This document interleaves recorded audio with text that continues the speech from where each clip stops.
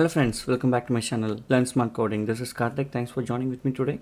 In this video what we are going to do is I'm going to show you how to add controls dynamically to your reactive form. Come, let's take a look at the demo. So this is a demo app. Let me go to the first one, and if you see what I'm trying to mimic here is the category API which I used to explain you in the Angular video. So that category API, what will happen if I have to add a categories dynamically to the form and save it or update it at one shot? Okay, so that is what we are predicting. So that is what we are mimicking. So you see this right hand side, I've given you some details which API I'm calling and what data is coming. So based on the data that it comes, I'm loading all the data at one shot. This is dynamically added, programmatically added, and let's say I wanted to update any of these things. I can update it, I can change the status, I can also add new items. You see this, as in when I add new items, it starts adding here, and once you delete, everything is enabled. Once everything is having a proper data, save button will be enabled, and if I add another item, save is disabled. As soon as I add the third one, I mean the values, this is enabled, and you can also see the data is getting added here. Let me delete and show you. So let's say I'm deleting all these things. See, data is going away, and as in when I add, the items are coming here, and because these are new items, the ID is coming as 0, but for any of the existing items, the existing item ID will come. Okay, so this is what we are going to see in the demo. Come, let's get into the coding. Okay, back on my screen. So there's a component called dynamic control component. Okay, so when I give you the code, you will be able to get that component. So we will start from the scratch. I'm going to write a variable called categories, which is of array of category type, and we will initialize this. So basically this is to preload the data from the API, and the properties from the API will be ID, name, and is active flag. I'll be able to get that information from this endpoint, which has already been shared in the previous Angular full course video. So let's take that as an example, and then the next thing that I'm going to create is a category form. It's just a variable name called category form, and which is of type form group. Okay, so let's have that variable ready. So the next thing that I wanted to hold is the category variable, which is of just type category. It's not an array. Okay, now let's inject a service in the constructor, which is the form builder service. Okay, so let's inject that. So this form builder will be able to help us in getting some of the important form group and other things that we are going to use in this video. So we have done that. Next, what we are going to do is ng on init. Okay, the first thing that we will do is to load the data to the categories variable. See, we can actually call the HTTP service and get the data from there, but for this demo we are focusing on how we will add this dynamically, right? We are not really relying on the API data. So what I'm going to do is I'm going to get that static data into one of the file. See, if you see this API data, I've already copy pasted the categories, list of categories into this one. So this categories has a list of an array of categories. Okay, so we're just pretending that we called HTTP service, and then we the result of the service will be the array of category. So that is what we are assigning to this variable. Okay, you can actually call HTTP service, it makes no difference. It's just that we're going to deal with the data. Okay, the preloaded data. Let's bring in the namespace for the API data. So we have brought, errors have gone. So next thing that we have to do is to initialize the form. Okay, so our form is category form, which is of type form group. So we are going to use the this dot form builder dot new group. You can also say equal to new group, both are same. You can directly invoke the new group, the form group directly. Sorry, it's not new group. So it's, you can actually invoke the form group directly or using this form builder also. Okay, just to give you different flavors, I'm doing this. Now the first property of this form will be items. Items are nothing but array, form array. Okay, you can also have many properties like description, so many other things which all are together as a form. But one of the property that you should remember is the array, form array. Okay, so that is what we did in line number 25. We are going to initialize the form builder dot array and then put a empty array that will initialize and hold the number of items. Okay, so like for this demo I don't need this description, so I'm going to comment this out. But actually what I'm saying is you can actually have many different types of form groups inside of group. Okay, that is what I'm trying to say. Now let's focus only on this the form group array, and then you can actually try and add more things later. Okay, so next we will set a property called items. Okay, so get property which will return a form array. So how do you access that? So you can access that by this dot category form, that is the form that we have, right? And then dot get, and you pass in the name of the property. If you remember, name of the property is item, line number 25. That is why here items has been sent. So whenever you access this get property, you don't need to query this again. Whenever you try to access the items get property, the instance of this items from this form group will be sent. Okay, so it will be easy, down the line now you will see how easy it is to access the instance. So that is what we are doing. The next is, let's create a method called create item, okay, which will return a form group. So if you remember, a form group contains n number of form controls. Okay, in our case we are trying to build the id, name, and is active flag. Okay, so in this form group I will be adding id of new form control. Default is 0, because whenever you add a new one, it is always going to be 0, right? The id will be something that API will generate. Okay, so the second item is the name, which is of type the empty string, right? So it's basically a string. So form control, and then I'm going to apply a condition, the required property. So validators are required, so that name is something mandatory. Okay, so they have to provide the name. And the third one is the is active. Okay, so is active flag could be an active or an inactive. Based on what they choose, the data will be sent, but by default we will put it as -1, because -1 means it will actually pre-select as a select one. We will see that in the HTML. Okay, so that is done. Now you remember, we have array form array of items, and then we're going to fill in this form group inside this array form array. Okay, so our form group contains 3 properties which are called form controls. So the names are id, name, is active. We're done with that method. Let's add another method, is form valid. It's basically checking whether the form is valid or not. Okay, so let's go take a look at the demo. See, this is the home page. Okay, once you load this, just click on the first one. Now I just wrote the description and the title here. We don't need to waste time me writing all these things and you guys are seeing this. We don't need that. So I've just already added a simple HTML. Okay, so we'll start from there. So now if I go to this HTML of this dynamic component, okay, we can see the data that was the sample data, right? The API data that we added, right? In the ng on it, you see this, these 4 are the one that is present in the static data.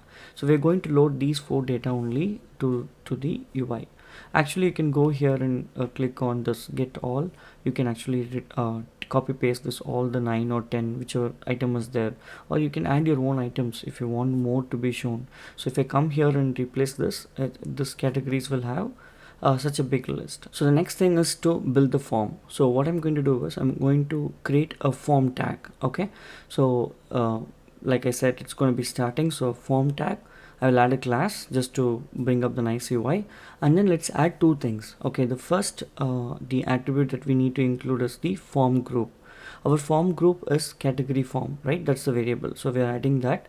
So form group is our form, and then we are doing that, and then we will add a no validate. See, next thing that what I'm going to do is I'm going to first build up the form, meaning I'm going to place a copy paste piece of HTML. See, when I say copy paste, I'm not doing anything magic. I'm just bringing up an HTML piece which will have a default input, select box, some 2 buttons.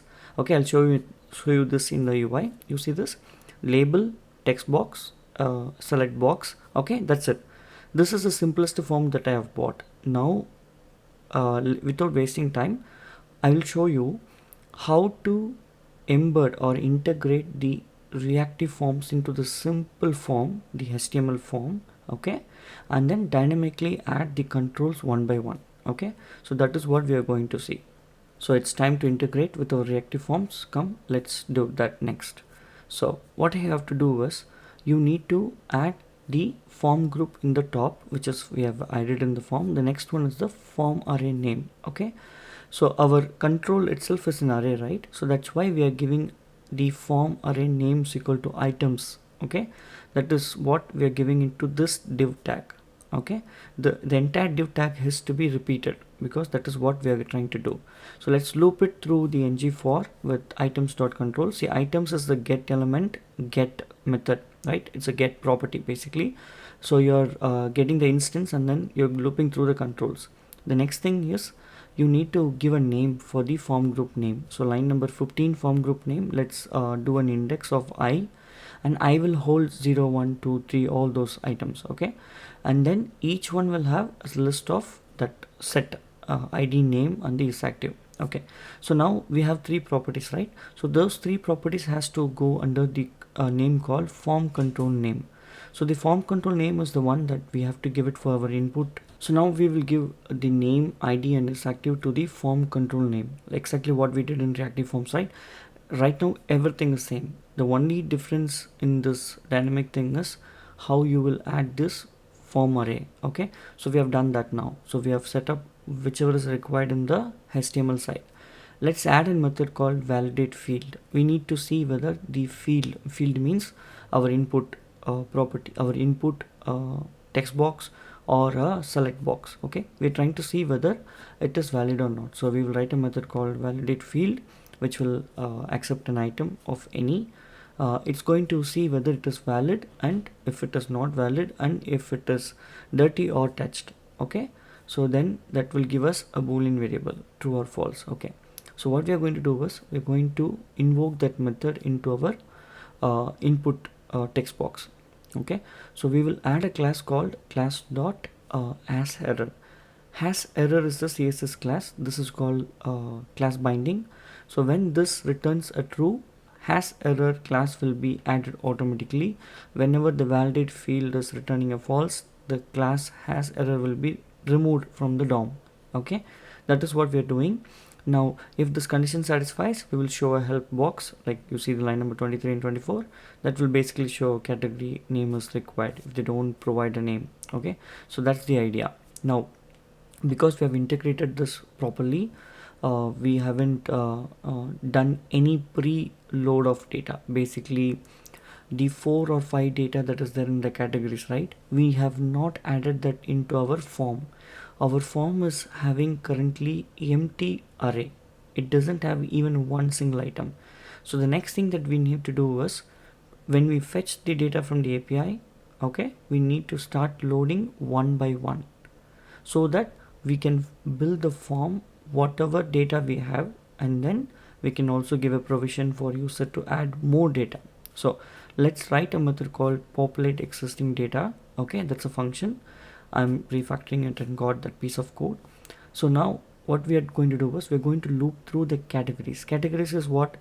List of categories, right? Array of categories. So we'll go through one by one. Okay, and then generate a form group with those values. Okay, that is what we are going to do. So this dot item dot push, and then this push, inside this push what we need is a form group. Okay, so let's create a method called create existing item, and you're passing a category as the input. Okay, so existing create existing item, and then the input is the category. All right, so basically this method should return a form group with controls. You see this? This is for the new items, right? So we are going to send the category and then return a form group of all those values populated. So when I do that, what will happen? Okay, it will start sending us one by one data and the form will start loading. So basically we are going to do that. So you see this, when I go back and came, all the 4 data that is there in the right side, right, they are all populated automatically. Earlier it didn't come because it was having empty array. Okay, now let's say if I go and change this 4 data to 10 data or 12 data, we're going to copy paste this complete data. Okay, so let's see, let's copy paste it properly. So let's copy the entire body, the response body, and place it. Okay, instead of 4 items we're going to place many items here. Okay, so let's clean up this. See, all the 10 items that you see here automatically loaded. Okay, we preloaded the form. Okay, this is the form. Okay, so because it's very lengthy, let's remove a lot of items. Let's keep it very simple so that you see a couple of items on front. Only let's keep only 3. Okay, now you see 3 items. Okay, so we have added, we have added the validation. You see this, if I don't write anything in the category name, it called that method and it returned. But you see the save and cancel is still enabled. We need to apply a method there as well, and we will do that. So before that, right, we will add another class called help block, and here we will just put that validation message into a red color. Okay, so the color is going to be red so that it is visible for the users what they're doing. So if I remove this, you see this category name is required was coming as black, right now it's coming as red. Similarly, you can add the same condition to the select box. You can do that. Now let's build add new category. Okay, so next thing that we are going to do is on click of add new category, we will call a method inside the component which is called add items. And add items will, what it will do is it will create a new form group of the three types. Okay, and push it to the existing items. Okay, so that the last item will start coming. Okay, that is what it is going to do. So this dot items dot push, and then we already have a method called this dot create item. So this create item will return a form group of those three types. The types are all same now. So once we add that, let's mark the form as dirty and touched. Okay, so that we know the form has been touched and it is ready for validation. Okay, so let's do both the things, mark as dirty, and the items also will mark it as dirty, the properties and the form. Okay, great. You see this, I started adding and all those things started coming, right? So it only 3 was there. I clicked on 3 items, 3 times I clicked and 3 items were added. Okay, it's very easy, right? So the next thing is let's get the data, the final data. So now the form is loaded, we have added all the thing, right? We wanted to get the final JSON. Okay, now with the JSON only you can call another API which accepts all the categories as array list, and then it will do its work, right? So right now we don't have such API, but our idea here is to learn how to add the controls dynamically and get the result, final result. Okay, so now I have added that method, and I'm just enabling that method. You see this, 3 items are there. That's the final output of the JSON. I add the 4th item, the 4th item was added. As in when you change this item, see the reactive form is instantly updating that instance. Bread and ID, see active, inactive, everything is updated, right? All good. You add many items are added here. That will be the final JSON. See, this is the final JSON. Generally you will send it to API. As I said, I don't have any API supporting such a bulk operation, but we don't need to bother of that. You know how to generate the controls dynamically. That is what we want. Now what if I have to remove one of the items, right? That is also important, bro. So let's create a method called remove item which will accept an index. Okay, if you remember, we looked through that entire form with I, which is index, right? So we're going to pass that index, and that will remove the items at that particular location. That's why we say this dot items dot remove at passing the index. Okay, that's the concept. Now let's go back to the UI. Under the 3rd column, I'm going to just put a SVG. Okay, that will start appearing like a delete symbol. Okay, so when you click on the delete symbol, we are going to invoke a method which we just created, and that will eventually remove a particular item from the list. Okay, that's our idea. So the method that we added was remove item and pass the index I. I is nothing but, you see this, we loop through the complete form. So that is what we are passing. We're just passing the index. That's it. Alright, so let's also add some more nice verbages on the title. So on the title, it will show, okay, like, get category name, right? So when you hover on that, it will say, are you sure you want to delete that name of the category, and it will show you whether you want to delete that. Okay, so that's the item. So we can also get the name of the particular control. Like you have a control, right? Whatever you have written inside the control, you can get that name, the content. So for that, we just need to use this dot items dot get raw data, raw value, pass the index, and access the property. In our case, the property is name. Okay, so this will give us the name that you typed inside the input box. Okay, so you see this, when I hover on it, it will show you men's shirt category. So when I hover, you see this, instantly it is updating. So it's just a nice message for the users to know, okay, I deleted everything, I'm doing all those things. You can see the data coming up in the down. Great. Okay, so one more thing that we have to do is on submit. Okay, so when you click on submit, like when you click on the save button, we generally trigger a submit event. So on submit is a method that we have, and if you go to the button, you see this type is submit, type is not button. Okay, whenever you have type is submit, only then ng submit, that's a directive that you have to put it in the form. Okay, so that's possible only when you have a button of type submit. So let's bring in the ng submit click event. Okay, so for that event it will trigger. So whenever you click on that save button, the ng submit will be triggered and it will show you the data that we are putting it in the JSON format. All right, and then let's say you are doing all those things. If some information is incorrect, we just wanted to disable the save button. So let's do that next. So you can also watch my other videos, the validation videos, and include in your regular reactive forms, so that you can prevent users not typing any invalid data, or they cannot skip the form. So that's something that you can do. And you see this, we already have a method called as form valid. So let's apply that is form valid to the save button, and we'll disable the button when the data is not correct. Okay, so we'll have a title, and then if if any of the form content is not filled in, we will prevent them to click on the button, and we will also show them a nice hover on the title. Okay, see, right now it's submit button is coming. Let's say I add a new one, the button is disabled, and when I'm hovering on the save button, it clearly says form is incomplete. Okay, so we have to fill up the form. So we have done some validations, we've added all those nice things, right? So now everything is looking good, and then if you type all the data, it will come properly. All right, so now this piece of coding is present in this GitHub. Okay, you can go to this GitHub repository. Right now there is no data, I just pushed it. Okay, so you have all the data here, you can take it from here. So whatever we saw, all the coding is placed in a new repository called Angular Topics in the GitHub repository. So go to that repository, try the example by yourself, and let me know if that works. And if you have any questions, let me know in the comment section. And thanks for watching. I'll see you soon in the next video. Thanks for watching. If you like my video, don't forget to subscribe my channel, like it, share it, comment it, and never forget to click on the bell icon.